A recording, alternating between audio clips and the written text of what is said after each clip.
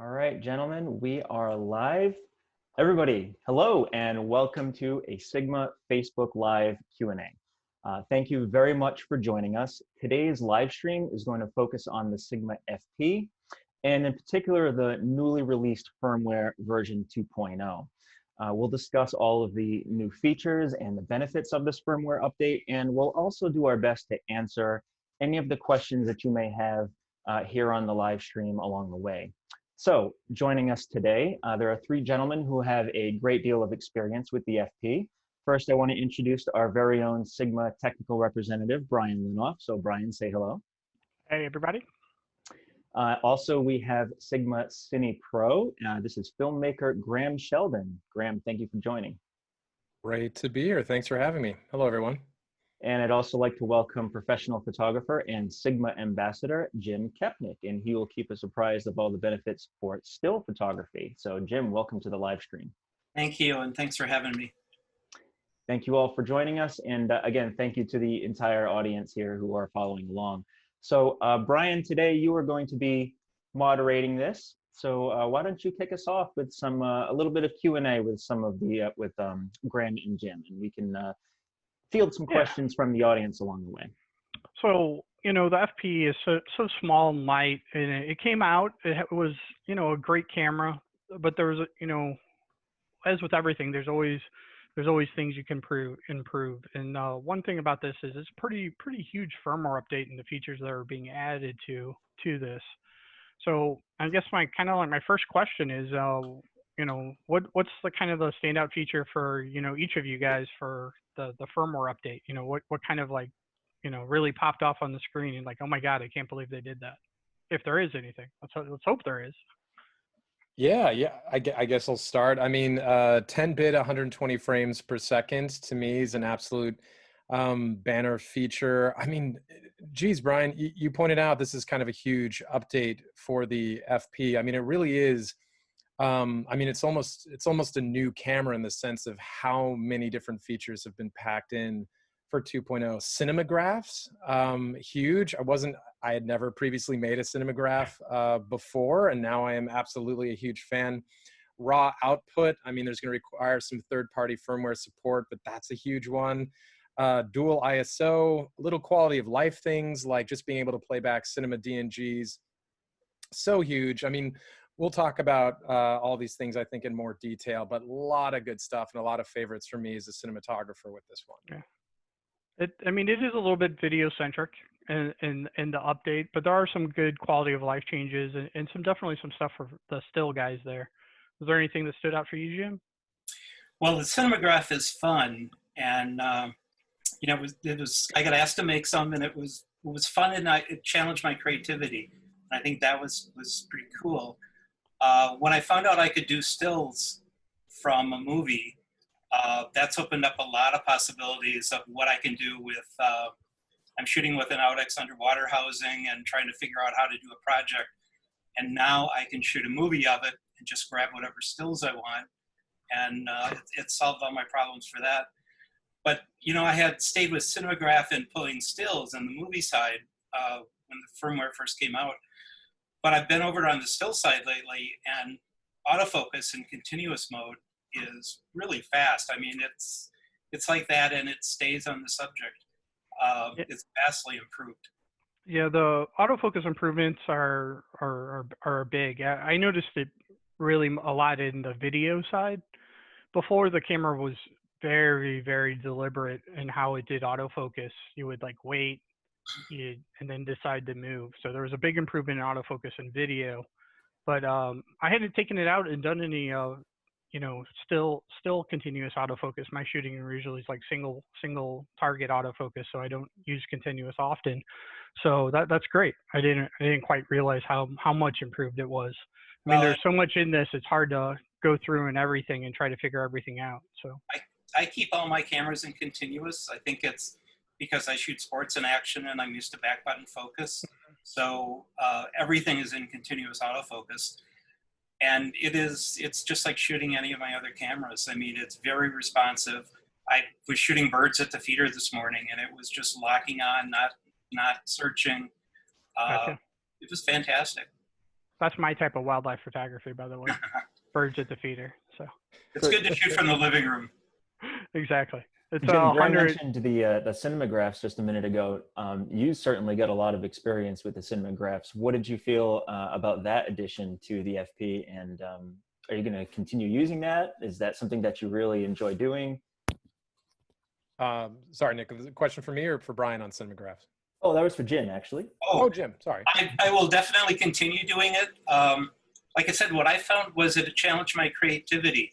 It's like, you know, it's a movie, but we're making it a still picture and just having selective movement. So you really got to think. And, you know, I want to continue that. And when I am shooting something, I think in the back of my mind, I'm thinking, can I make a cinegraph of this? Can I, with some of the underwater stuff I'm doing, I've got the video already laid down. Now what can I go back and just select movement with one area? So yeah, it's kind of fun to throw one up every once in a while. Yeah, here's a Cinemagraph. I believe you took, Graham. You got the little skateboard wheels moving here. So. Oh yeah, will it loop on there? Can you do auto loop through your? This was on the fly trying to find one. Yeah, so, no worries. Should have queued this up beforehand, but so I guess a note here. So when you in the UI in the Cinemagraph section of the Sigma FP, you can select bounce on, which just sort of auto loops the file that Brian just played, which for me has worked in all the social platforms that I've tried it with, the Facebooks, the Instagrams, and even Twitter. So that's kind of a fun feature. And the one that you just showed in terms of in-camera processing time took me about 15 seconds. I mean, it was very, very easy. Yeah, they're actually a lot of fun. It makes you definitely think a little bit more creative. Here's get one queued up here, Jim. This is one of my favorites of Jim. So. Oh, is it the llama one? No, it's not. I'm sorry. Oh, that one just freaks me out. So. So, you know, the idea here, you know, the train stopped in motion and you kind of have that like kind of movement of the lights and everything. I think it just, you know, just the idea of how you have to kind of think a little bit differently just adds a little different thing. You know, it's not necessarily the feature you'll buy the camera for, like, but it's definitely something super cool if you already own the camera. Just kind of like, you know, something really fun and interesting to do. So. And it's sort of an a la carte thing that you can add on to like a client relationship that you already have. I mean, you know, just one more thing you can add on to your product shoot or what have you. I think it's a nice little thing that you can use for promotional things. And one of the things I like about it is that it actually is all shot and processed in full HD. There's other in-camera Cinemagraph options out there, but they're all like 640 or very low resolution. So this gives you a nice full high resolution file that you can work with and you can display pretty much anywhere. So it's pretty cool. I do have a question that I want to bring from the audience here. We had talked about autofocus improvements before. This one asks, did the FP enable phase detection autofocus, or is it still only contrast detection? Phase detection autofocus is something that happens on a hardware level, so that's not something that we could enable even if we wanted to. But is there any plans for phase detection maybe in future releases? Do we have any word from Japan on that kind of implementation, or is this, you know, what are the advantages or disadvantages of contrast versus phase detection? So, the advantage of the phase detection autofocus system is it tends to be a little bit faster and snappier. In a traditional like DSLR, the disadvantage is it's not quite as accurate. So a contrast-based system will actually give you a more accurate autofocus. Okay. A lot of today's cameras, say like the Sony or like even like the Canons and Nikons in the mirrorless system, they typically use like a hybrid type of system. So they use phase detection to get you almost all the way there, and then contrast to hit you on that very back end. So they are a very powerful combination of both systems. I unfortunately have not heard anything out of Japan if it's something we're going to implement in the future. Mm-hmm. There is a little bit more, you know, one thing that happens with a phase detection autofocus system on the sensor is that you lose some of those pixels that you're gathering light and data and information from to the phase detection sensors. So, I mean, there's a little bit of compromise there. You do lose like a dual autofocus Canon. You still get a beautiful image. I'm not trying to say that it's gonna vastly downgrade your image quality or anything. But as of right now, the contrast-based autofocus can be improved. It is kind of just like a software type thing with like an algorithm, but at a certain point, phase detection is always just going to be a little bit better, especially on tracking. I think you shoot like an A9, Jim, and you wouldn't compare, that's a high-end sports camera. So of course I expect it to kind of beat out the FP, but each camera has their place, and I think the focus on the FP with the contrast is still really snappy and quick. I remember shooting like the original A7s. I love those cameras, but man, the autofocus was just kind of slow, and I don't have that same feeling with the FP at all. So let me bring up one of the other new features of the FP firmware, and that is the fact that you can grab still images, DNG images, actually, from your video files, from your Cinema DNG files. Now, this is different than, say, 4K photo mode that Panasonic, for example, has done in the past, which gives you a JPEG output, but this one actually gives you a raw image to work from, right? Yeah, that's right. And I might even take that a step further and talk a little bit about how you can pull stills out of director viewfinder mode, which is... Hey, Graham, just real quick. You shared some stills earlier. I believe these were screenshots you pulled. These great example. I mean, you can see the flare characteristics here taken out of this is a 35 millimeter classic PL. So obviously you're getting those wonderful flares. So this is actually an original still. This began as a still a still. This is the new, maybe it's new, I don't know, Jim. I don't go over to the photo side as much as you do, but it's the widescreen aspect ratio on the photo side. So, gotcha. Yeah, but here, I'll flip back to this one. I know this one was a pulled still, so you guys can talk a little bit about it. So. Yeah, I mean, again, I think it's another thing that you can add sort of to the tool chest when it comes to interacting with clients too. I mean, it's just a very quick way of showing dailies to some extent, giving very quick feedback to people that were or were not on set. For director's viewfinder mode, the ability to pull stills out is incredibly important, because usually I'm going to be using director's viewfinder mode like on a scout. I don't have that much time. Usually in a scout, you never want the entire creative team waiting on one person. So, usually I'd bring the FP around maybe with the 45 on it, or I'd use a MC 21 or 31 to adapt it to the actual lenses that we're using on the film. And then I'd pull those stills out, and suddenly you're on your way to better storyboards. You can give specific notes to the art team. And it's just an incredibly valuable tool to have, especially for me as a cinematographer, as it relates to director's viewfinders specifically within the FP. I think you mentioned earlier, Jim, that you were using the pulling stills out on a project you were just working on. Is that something you're finding yourself doing more and more of, or? I think the fact that you can do it. There was one, I did one last night that shooting a local drive-in with a lot of neon, and I want to get up high on one sign and shoot down at the actual drive-in down below. I've done this before with stills, and you put it in timer mode, and you kind of do what we used to call, or journalists call, a Hail Mary, where it goes up on a monopod or a stick, and you kind of hope it's there, and you let the timer go through, and then you look and you try to make adjustments. In this case, I'm just shooting, and Graham's going to know a little bit more about how to describe it, but I'm in DNG mode, shooting 30 frames a second, I think, or something. I'm a still photographer. But the thing is, I'm up there and I'm doing a movie, so I can move the pole around a little bit. It's getting everything that I want. I come down and I look at all this, and instead of getting one frame and having to look, I've got, last night I think, I don't know if I did 15 seconds, 20 seconds, I had 300 or 400 pictures. And you just find the one that you want. And the thing is, they're all sharp. They're all raw images. Right.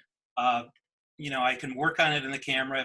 If I needed to get this out right away, I could download it to my iPad via USB-C and run it through Apple folders or Apple Pictures, put it on social media. or I can just bring it back to the laptop, work on it in Photoshop, and give it a little more loving. And actually, Jim, if you don't mind, beautiful still. I have the still that you shot last week, I believe, hot air balloons over the lake. So let me just share that one real quick. Oh, this is a great one. So you can see that this obviously was pulled from a widescreen cinema DNG file. And Jim, you mentioned in the post when you shared this, how big the file size was and how much detail you were able to get out of the still that you pulled. I'm thinking it came up somewhere in 38 megs in Photoshop as what they list the file size at.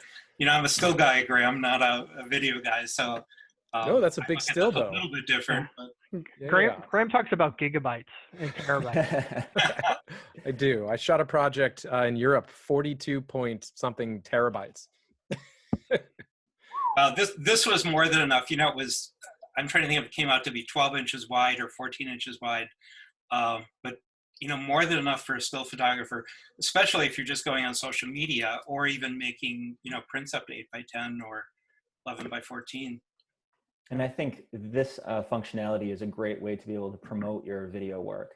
An easy way to get a nice thumbnail for your YouTube videos or whatever other platform you're putting it on. And you can actually, if you do a little bit of Photoshopping or work in Lightroom, you can actually make it look better than the video that you're sharing. So it's a nice way to promote your work.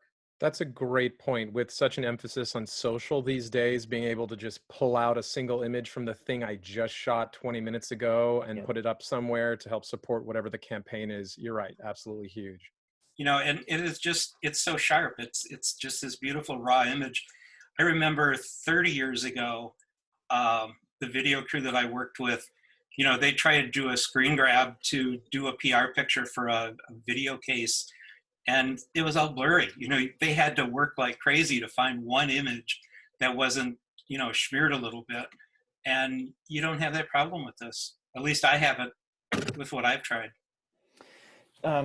Brian, maybe you can answer this as a little bit technical here. So when shooting with the intent to pull DNG raw frames from the video, is it important to consider shutter speeds for freezing action, or does the sensor readout compensate for any motion blur? So I guess that depends on what shutter speed you're shooting at, but maybe you can give us a little more insight. Yeah, if your sole purpose is to grab stills, you definitely want to have a higher shutter speed to freeze the motion, because like if we're shooting typical like motion, we're gonna have some motion blur, because if it gives it a realistic look and it's what we're used to seeing. If we freeze motion, the video just gets very choppy.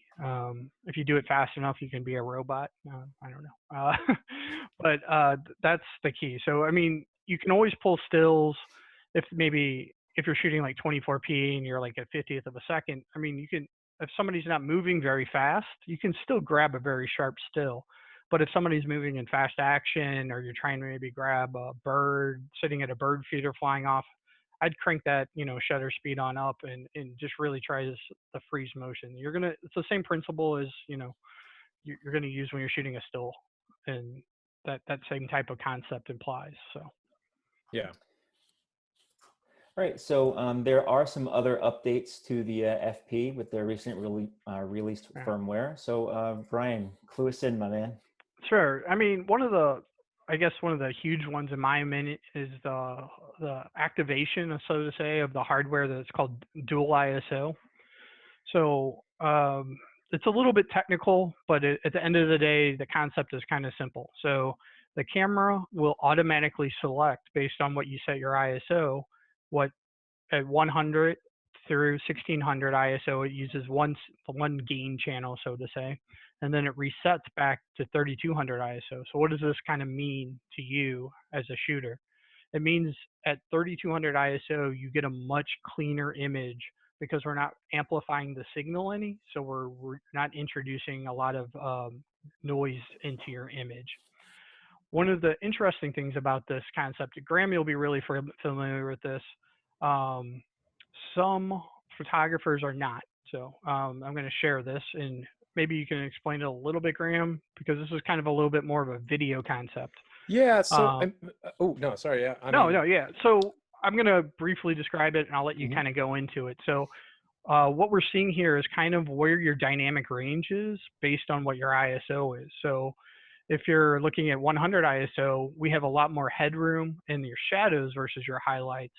Whereas if we go up to say like 800 ISO, it's kind of a pretty even exposure on where you're going to be able to pull your highlights and shadows. When you go to 3200, we still have a little bit more in the shadows and a little bit more in the highlights. But I mean, you're pretty used to this in general with most cinema cameras, and they all operate differently based on what ISO you're at. And this is kind of continuing that kind of concept. So how does this kind of affect the way you shoot, Graham? And maybe you can explain it a little bit better in a practical terms. No, I mean, I think you did a great job, especially as it relates to this graph that we're looking at. But I mean, it's just part of your tool set as a cinematographer on set. And in terms of the FP, you have a couple decisions to make, right? So at 3200, as you mentioned, very clean image now that dual base ISO has been engaged, but maybe not quite as much dynamic range, right? So having that information in the back of your mind, you take a look at your shots and then plan accordingly. If you feel like you need more dynamic range for whatever reason, you're probably better off shooting between 100 ISO and 800 ISO. So, you know, it's a little bit of a dance, and it's very much situationally dependent on the type of, you know, how dynamic in terms of shadows and highlights is the scene that you're specifically shooting. But dual base ISO is incredible. And honestly, for me, it was a little bit of a surprise when it was enabled in 2.0. Just another feature that allows for potentially great low light at 3200, great and clean if you need that. All right.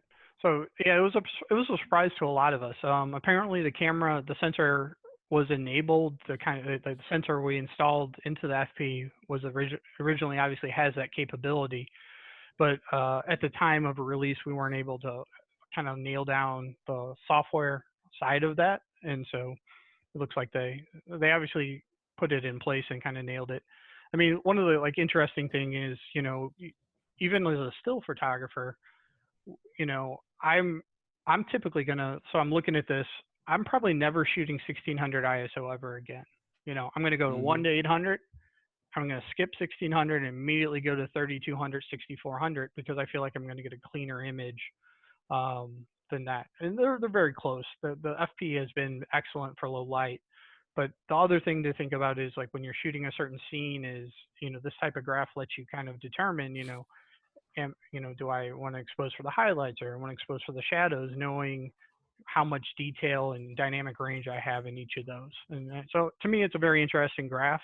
It's not something you see typically in most still cameras. A lot of cinema cameras will provide this information for you. And I know like Red and Ari and Blackmagic, all of them will give you this type of graph so you can make an informed choice on where you're shooting. So. Yeah, but it makes it a more useful tool though. I'd say most cinema cameras, you just end up leaving the ISO or the ASA at 800 and you just leave it there for the entire duration of you owning that camera. But now with the FP, you have more decisions to make, better decisions. Yeah, and Brian, one of the keys here is if you are an FP shooter, one of the most common question I get is how do I turn it on? The beauty of it is it's just on. So as soon as you go to 3200 ISO, it engages that separate hardware channel so that you don't have to hit a button. You don't have to make that decision. Just turn it to 3200 ISO and it works. So. Do we happen to have this chart anywhere so that people can follow up on it or? So in me, I have this, I grabbed this from a presentation from Sigma Japan. So I can provide it. It's readily available. I can get an official one. This is literally a screenshot. Let's put that up on the Cine page. That should be useful information for people. Yep. All right. So why don't we move on to one of the other features or improvements, I should say, with the new firmware. Previously, you could use the FP as a webcam very simply, plug and play. You just take the USB cable, put it in your computer. And in almost all cases, it would just recognize it as a video device and you could start streaming. However, you couldn't change settings while you had the camera plugged in. Now you can. And Brian, I can see that you look lovely there with plenty of delicious background blur. So I believe you're streaming with an FP right now. Yeah, so I've actually, I have the privilege of having two FPs. So one is permanently attached as my webcam. I do a lot of video stuff nowadays. So the benefit here is obviously you can create a much better look to your video, especially if you're shooting, you're doing any trainings or recordings. In my cases, I don't have to clean the background up quite as much. There could be a water bottle there, and now it's kind of blurry, so nobody knows what it is. But Right. The key here is really there's a lot of quality of life changes added. It was kind of like a side note when the camera was released, and then the pandemic hit, and then suddenly everybody's like, oh, the FP can do this. And so it got rigorously tested by a lot of people all of a sudden. And, there was, not being able to change your ISO or your settings made it a little bit more difficult to use because you have to kind of like set it up, look at your image, be like, that's not quite right. Go and change stuff or rehook it up. There was also some lag issues, kind of just handle a few little buggy things. So nowadays, you just kind of plug it in and use it. The kind of optimal settings is you just want to make sure you're shooting in 1080p. You want to be not in a DNG file, and you want to be at 30p, and it works really, really good. So pretty much every program I've tried to use it in, it just automatically notices it, and up you go. So very good. Let's see, what other kind of features should we focus on here? One of the go right ahead. No, I'm sorry, Nick. No. You're lead the discussion. Oh no, you're actually doing a better job than me. You've got two FPs. I've only got the one, and I've only got one lens on it. This is a 50, so I can't use it as my webcam. I gotcha. Maybe Graham could speak to this because we're talking about terabytes as versus compressed RAW. To me, that's a great option. Not everybody wants to deal with the file size of a Cinema DNG file, but they want to be able to use that kind of more robust file. So with the introduction of 4K 12-bit out through the HDMI, Atomos and Blackmagic, you'll be able to record like a compressed version of RAW. That's kind of, to me, an oxymoron, but basically they're cutting out a little bit of the information, making it a little bit smaller file to edit.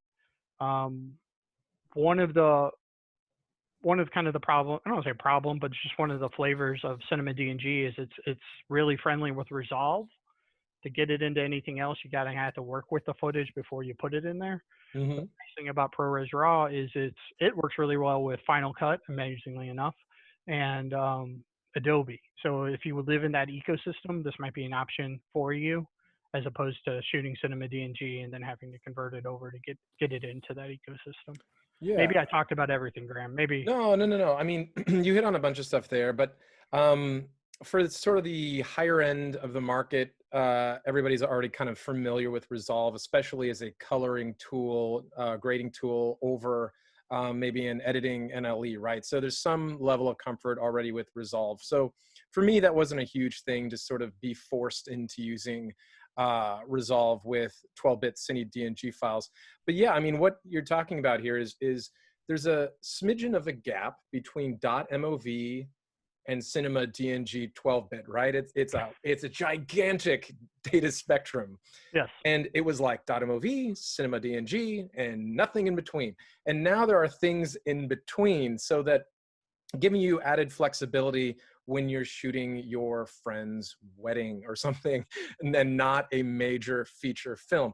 So for me, I was perfectly content to be shooting 12-bit Cine DNG RAW files all day long. Don't care, love the image out of that. .movs are great on family vacations, but now, especially when it is going to require a small firmware update from, again, these third parties, Atomos and Blackmagic. They're basically going to have to allow their devices like the Blackmagic 4K Video Assist or the Ninja 5 to accept that uncompressed RAW out of the FP. So, Atomos has already put out a press release saying they're going to support it. So I would look out for that. To be honest with you, I think it's already active. Ooh. I could be wrong on that, but I do think it's active. Very cool. I need to update my Ninja 5 then. But in short, it's giving you flavors in between, right? For those situations where I tend to use the FP a lot as a danger cam, crash cam sort of thing. I just used it around a gigantic flamethrower for a project for Warner Brothers. And with that, I hit record and I left the room. for about 30 minutes because I don't want to get blasted with a huge amount of flames, right, as a cinematographer. So that's why you have having that somewhere giant heat sink in the back, right? So you yeah, can yeah. expose Well, it to flamethrowers. thankfully the flame didn't directly impact the camera, but that's one of those moments where I want to hit record and then leave, and I don't want .movs at the end of my 30 minutes hiding behind the van, you know. Right. So, let's see what else. You know, is there anything else that jumped out at you, Jim? That, you know, as far as stills? I mean, you've been using it pretty extensive as a still camera. Is there any just like feature you absolutely love that you would love to see some other manufacturer like put into their camera? You know, it's the uniquely FP besides, you know, being incredibly small, light. It's incredibly small and light, and you know, the versatility of the type of lenses you can put on with the adapters. You can put just about anything on it. You know, Graham was talking about using it for like a crash cam or something. You know, when it first came out, I was looking at niches that it fit in, but I find out that that fits everything that I want to shoot. It works on remote cameras for airplanes. It's working on remote for underwater now. It's working time lapse. I'd like to do time lapse to capture single frames of something, you know, like birds at the beach. So they'll come around the camera, and I'm not going to scare them. But I'm finding too that I can switch over to movie mode now, or Cine mode, and just run a DNG video of it, and grab a still from that if I want. So all these little things that are creative for me that, you know, in addition to the normal assignments that you have to do and the people things and, you know, what you do to make money, those things that I want to be a little more creative with, the FP just kind of fits in with that. You know, it's a great astro camera, I think. Yeah. You know, so we mentioned beforehand that there's a new, a Comet that's out for the rest of the month, I think, that you can view. And so I'm going to try to go out and do that and do some more Milky Way pictures. Yeah. And FP is ideal for it. Yeah, especially with the dual-based ISO kicking it in, it should actually improve your higher ISO stuff. So I'm looking forward to seeing some Milky Way images with that engaged. So, have you played with the in-camera color stuff at all, Jim? I'm just curious, any of the different color modes to it? You know, I did when the camera came out and we were doing presentations on what the possibilities were. But as a still photographer, I don't work on that much, you know, changing it in the camera that much. Yeah. Although, you know, black and white, there is that thing of going to black and white if I'm on the street. You know, it makes a great street camera if you're into street photography, if they ever let us back into big cities again. But yeah. But you know, to be on the street with a 45 and put it in black and white mode, and just, you know, it's like having an old camera, and you know, you look at your pictures and they're in black and white, and I don't know, it just works for me doing something like that. You talk about black and white mode, and you know, I personally think that the DNG files that come from the FP are very, very flexible as far as color goes. You don't have any kind of odd color casting that I've seen with some other cameras. And of course, with video, there is a great amount of dynamic range that you can work with. And I just lost my train of thought entirely. Are you headed towards off, maybe? I was going to head towards color modes, built-in color modes on the camera. So there are not only the ones that we are familiar with as FP users, including teal and orange, which has been a favorite of yours, Graham. I've seen a lot of your Cinemagraphs done in teal and orange, but there's also the neutral modes and the cinema, and of course now we have another color profile off, which is basically a very flat color profile. It's not exactly log, but you can do more with the footage that you record, right? Yeah, I mean, previously I think I was just leaving the color in neutral. Now I'm almost entirely leaving the color mode in off, except in certain instances. Brian, do you mind just kind of going through some of those photos maybe while I Sure. talk? Any of the ones from me that I sent over, and then I can just kind of say what color mode they're in. So I also have fallen in love with teal and orange. So this is teal and orange plus, I want to say 2 or 3, and this is straight out of the camera and then posted on social in my case, and then you guys can see it here. I'm also, lighting for this, right? So the van background, there's a lot of quote unquote moonlight, which is just, I call it movie dark. We have to light everything. So there's like 19 lights in the shot, right? So the ground, we put water down on the ground. That's my car parked in the background. There's 3 lights on the roof, so it takes quite a lot to do these things. But this is teal and orange taken right out of the camera. And then Brian, I don't know if you can go through a couple ones. This is teal and orange +1. So this is a minimal, and the background already sort of looks like this. So this is a great color mode when you're already living in an orange sort of urban environment. You know what I mean? Like the rust was already orange. So you're just kind of accentuating what's already there. And then Brian, I think if you keep going, there might be this is an off. Oh, these are off. So these are off. So this is lit in the foreground just for straight up daylight. So 5600 Kelvin. In the background, there's actually teal and orange lights hitting our welder back there. But this is off mode. This is pulled from a video as well. And then the next one of the camera is a still, and this is in that really cool like widescreen mode, which reminds me of like 60s spaghetti westerns that I just absolutely love. So for me personally, I would leave the color honestly in off all the time, because I tend to do a little bit of grading on the other side, or like, look, embrace teal and orange mode if you love it, right? So there are other filters out here that I used to buy. I own a coral filter that I never have to use again, because this feels in that same realm. So there's sort of this misnomer. I mean, Jim, I don't know if you can speak to this, but that like burning color into an image somehow isn't as professional or whatever. But the point is, I have a JPEG here and a DNG file, so I still have a get out of jail free card in the form of the raw file. And if the TNO is working for me, send it to the client and say no more. It works for me. Graham, I got a question for you from the still point of view.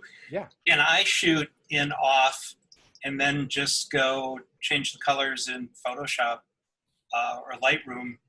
Is that something a still photographer can do, or is it just for video? No, 100%. So shooting, if you're aiming for, as Nick mentioned, it isn't log, but a log-like thing, definitely go to closer to off. As flat as possible. Try to make as little color decisions in camera as possible. You're going to want to be at off, Right. So I just want to kind of mention to people like, we're talking like about log and off and all this. So it gives you a very flat look that you typically get with a log profile, but traditionally log is designed to preserve your dynamic range. Mm-hmm. So I just want to be very clear that this is not a log profile, and you're getting your standard dynamic range. What we're not doing is baking any like kind of color into it. There's a lot of color information there. So if you're looking to put a LUT on it, I found it's very easy to shoot it off and then throw a LUT on it to give it a certain look very easily. Mm-hmm. And you don't have to kind of like dig into that idea, or from the still world, we call it like a preset or something, right? So I just want to be very, very clear to people. I just don't want them to be confused. The color off mode is not a log mode. It just kind of looks like log as far as like the way the footage looks. It is not preserving your dynamic range. If you really want to preserve that dynamic range, you're going to need to shoot the raw video. And we have a bunch of different flavors, 8, 10, 12-bit. So all those will do a great job of preserving that dynamic range. Between 100 and 800 ISO. Yeah. Speaking of dynamic range, I mean, this is probably not something that Graham or Jim would use a whole lot, but HDR is now a feature that has been that is now available in movie shooting. So how would you use that, if you would use that in your workflow, Graham, or is that something that's just maybe a little bit gimmicky, but still a cool thing that people can experiment with? I don't really have a lot of experience with it personally. Well, I mean, Jim, you do some bracketing stuff, right? I mean, well, home interiors are a good example. If you're shooting for a realtor, or something like that, HDR would be perfect, because sometimes I'll combine them in Photoshop in HDR, but otherwise I'm just pulling values in RAW, and shooting HDR would probably solve a lot of problems. So just a little bit on the video HDR, it is only available in the MOV file. Right. So that's the disadvantage. You're not getting that kind of raw file, but it is giving a much greater dynamic range. I have a PowerPoint. Let me share this real quick. And there's just kind of like a screenshot out of this. And this is by far not the best thing to show, but it illustrates the point very nicely. So the one on the left was shot, my beautiful computer setup. Lovely. Straight into the window, and you can see how all the highlights are just blown away. The one to the right was just shot with the HDR engaged, and you can obviously see how it balances it. The way they're doing this is just like you would do a traditional HDR or similar type of shot. They're actually shooting two consecutive or two parallel video streams. One for the highlights and one for the shadows, and then combining it in camera to give you that kind of universal image. I see it as a great tool, especially if you're like on a run and gun type shoot. Maybe you don't have the budget or the ability to light the subject like you would love to, or you're trying to be very inconspicuous, and it's a challenging lighting situation. I think it definitely has value. You just have to kind of know what you're getting, so that you don't go back and going, oh, where's all my color information, that type of thing. So you have to know what you're getting, but I think it is a definitely useful feature. So yeah, I mean, like all things, test in advance on your desktop. Is a good place for a quick test before going out in the field and rolling for 9 hours. yeah, and then trying to turn that 9-hour footage that you're not happy with into a client. That's never happened, Graham, right? No, not for me. No, okay. One thing we mentioned before, guys, was that we're waiting essentially on other manufacturers to implement functionality into their products. For example, Atomos and Blackmagic on their recorders, so that the Sigma files can be output to those devices. Another thing that has just been introduced is an SDK, which is a software development kit for manufacturers to implement camera control in their gimbals, for example. Give us a little update on that, and what products, if any, are compatible right now with that functionality, or what we're looking at in the future. Yeah. So I know, compatibility with drones is obviously, gimbals is nice. You can turn the camera on and off. To me, the real big compatibilities, if it comes through like DJI or something, is when you're throwing it up on a drone. So being able to control the camera while the camera is flying, and if you take stills, I know, Jim, you do a lot of aerial photography, plane to plane stuff. So I don't know what manufacturer it is, but if they can interface with the FP to be able to control the camera while you're not out on a wing trying to change things. I'm sure that makes life a lot easier. So, I always thought of this as like an amazing drone camera, but the problem is, it gets up in the air and you can't change anything. You can't just start recording. You almost have to set everything, start flying, see what you get, and bring it down. But now, if with DJI or somebody like that, if you can, kind of like turn footage on and off and control it while you're flying it, to me, that's super cool. It makes the camera a lot more useful. And I'm sure there's a lot of, being on like a gimbal, reaching up and having hit the button on, you kind of throw your balance off and all those type of things. Being able to hit the button to turn, on the handle on and off. Little things like that are just quality of life improvements, but they're huge improvements in my opinion. At the end of the day, it's a piece of equipment you have, if you're going to use it day in and day out. If you kind of dread using it, even though it gives you a really good image, it makes you want to maybe use something else. So like little things like this, I think, are huge improvements, even though they look like very small improvements. One of those, they're listening. So one of those quality of life improvements you had mentioned the other day when we were having our internal training call was the fact that grayed out options on your menu actually will tell you what is wrong, where you've gone awry, so that you can actually change a different setting and figure out what the problem is so you can move on with life without having to scroll through your entire menu and figure out what the problem is on your own. That is the smallest note, maybe not the smallest note in the firmware update. It's certainly but not something you would put on the poster. No, but what at the end of the day, I've done this on every camera I've ever owned. You like try to get into a setting and you're like, whoa, why can't I do this? And then you go through and you figure it out.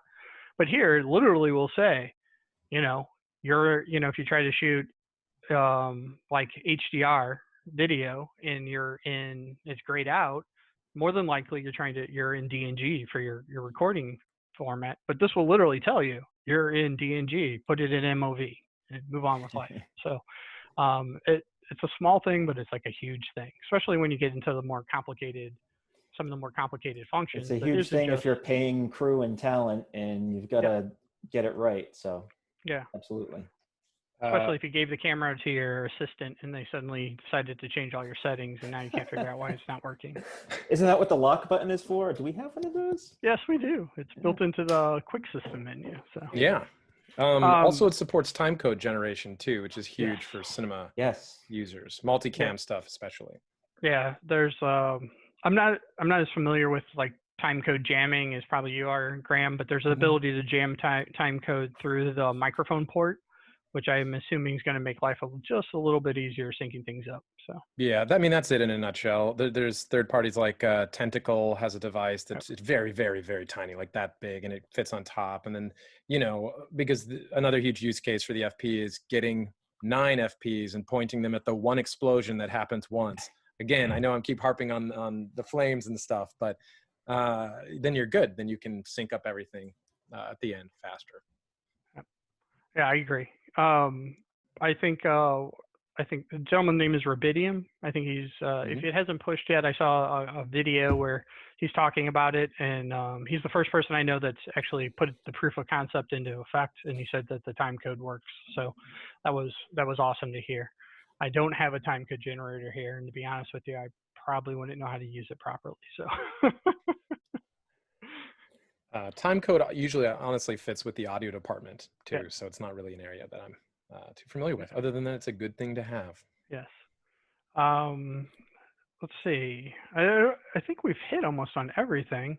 Do you think of anything I've kind of missed? There's one thing that's, you got like one of the early samples of the camera, Graham, and you were shooting video, and I just remember getting a frantic email from you and going, hey, look, what's this? And it was like you basically get this kind of flickering in your blacks. And it's like with anything in video, once you see it, you can never unsee it until somebody points it out to you. It's like focus breathing in a lens. I've ruined television for my wife now. She's looking at the edge of the frame during the dramatic push-in. Yes. Because I'm like, what are they using? Not right. But so, and we released the firmware to update that, and it got rid of a lot of it, but there were still some cases where we'd see a little bit of that. But I think you've used it in firmware 2.0 a lot. And have you seen it, or any of your editors seen any of that flickering? Yeah, so I mean, what we saw sort of with earlier versions of the camera, right? So certain ISOs would flicker in the blacks more or less. And then there was a sort of follow-up early firmware sort of right after the launch of the camera, or about the same time the camera was launching. Then what it did was it fixed the flicker at certain ISOs. So for me personally, I was shooting mostly at 800 because I didn't know about dual base ISO being possible, and it was still, many months away from that. So I never had any flicker because I was shooting in ISOs that didn't have flicker. But obviously there's some peace of mind that comes with knowing you're not going to get any flicker in any of your video at any of your ISOs. Right. And with firmware 2.0, that is finally fixed across the board. So there was always ISOs where you would never see any of that. But now there are no ISOs where I see any flicker present in any of the blacks, which is obviously very important. So, you never want to call out something that, it's a camera, and we're obviously very proud of it, but, you want to be upfront too. You want to say, hey, this was a problem, we fixed it. And that makes that, I want to kind of just have a little call out to that. So, Guys, I think we got everything on the firmware. If you don't mind, while we have a few minutes left, I wanted to cover a couple product updates. sure. We're going to be, well, we've already introduced it, but it will be for sale soon, the 100 to 400 millimeter DGDN OS lens. It is optically stabilized. And that is not only a great stills lens, but it is also something that you can use for video as well. Now, Jim, you have had a lot of experience with this lens in the last couple weeks. What are your impressions of it so far? You know, I love it. I tend to love telephoto work more than something really wide, so it fits right into my style of shooting. But you know what I noticed the first day that I used it, I was walking around the local zoo, an assignment for the Visitors Bureau here, and it just felt like there was nothing on my camera really compared to some of the DSLR lenses, signal lenses that I've carried before. This was just so light, and the balance was so nice. And I know I think the part's coming out later, but it ships without the tripod ring, but the tripod ring for the 105 fits on. And to me, that's a necessity, and I love it. I swapped the ring onto this one. That's how I carry it, is from that. And I don't know, it's just like the perfect little package now for me to drive around and look for pictures. You know, and I'm not even going to talk about sharpness because, you know, it's fantastically sharp. Yeah. The versatility jumps out at me more than anything. I think the lightweight and the small size of the lens is really important. And it's also important when you are combining it with the FP because it will be available in L mount as well as E mount.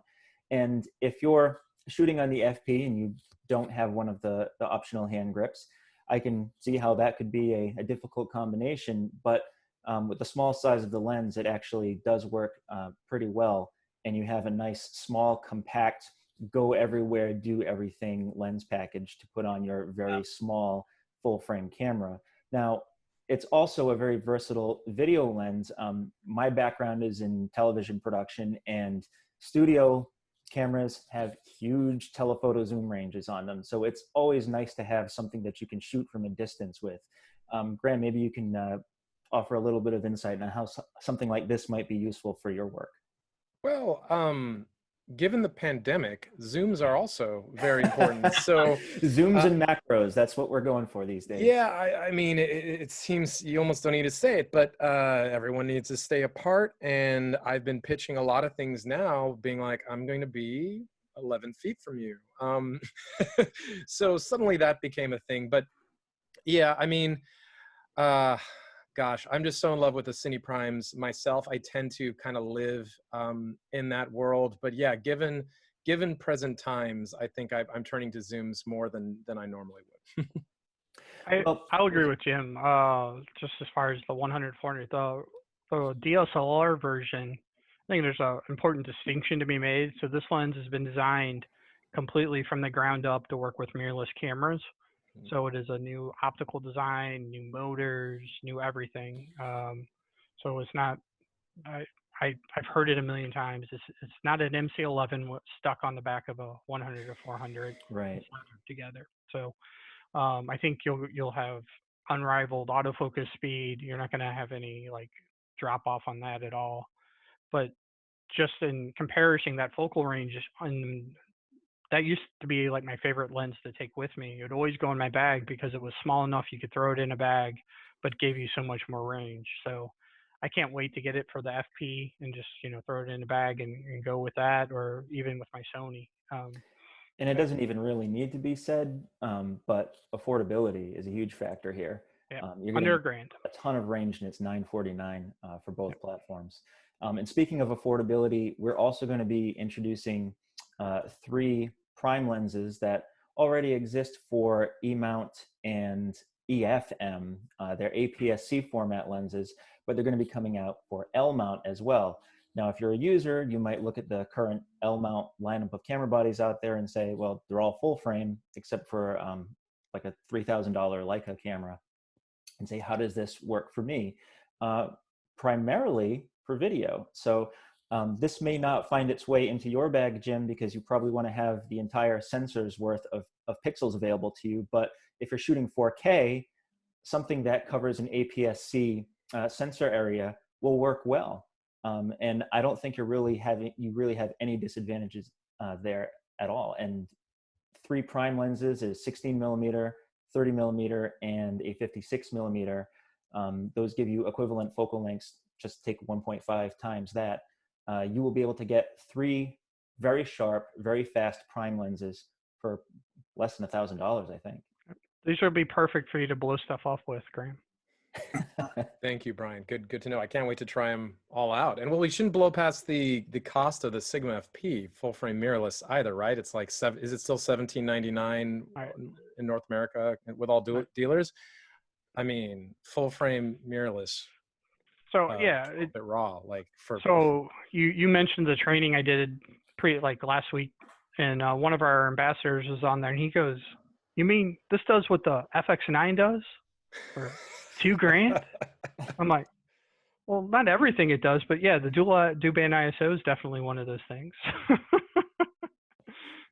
So it's a heck of a camera for the price that it is. So if you haven't ever used it, I encourage you to maybe find a dealer, put it in your hands, try it out. It's different. It is unique.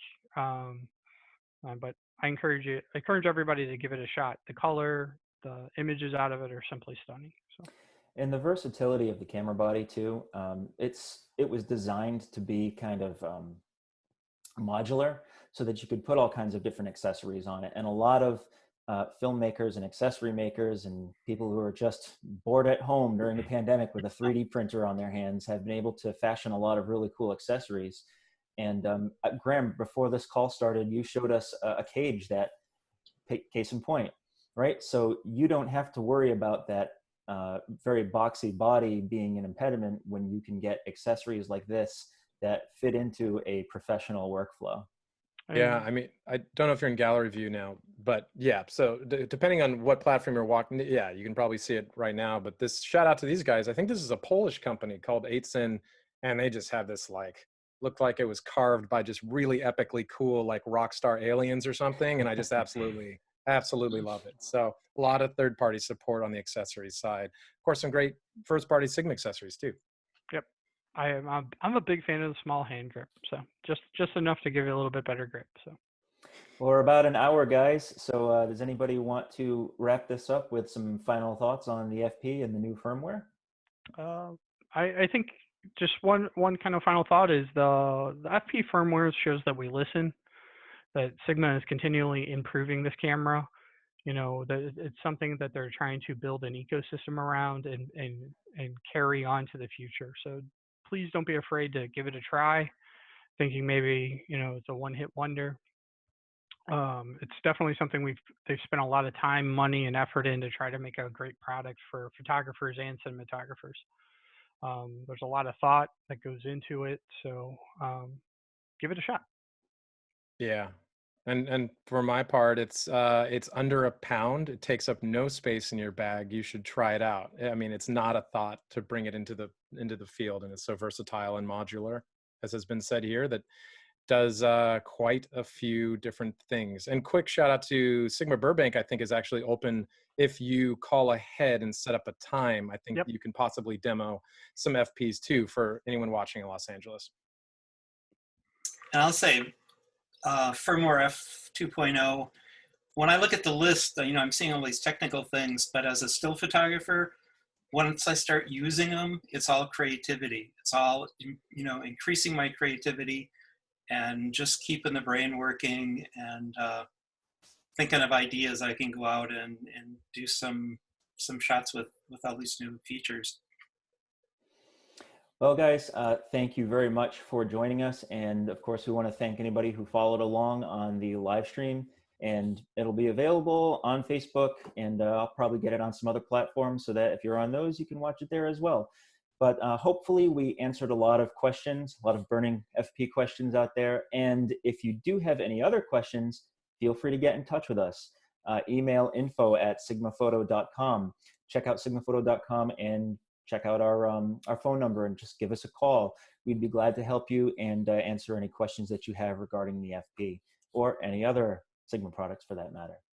So Brian, Jim, Graham, thank you all so much for joining us, and that about wraps it up.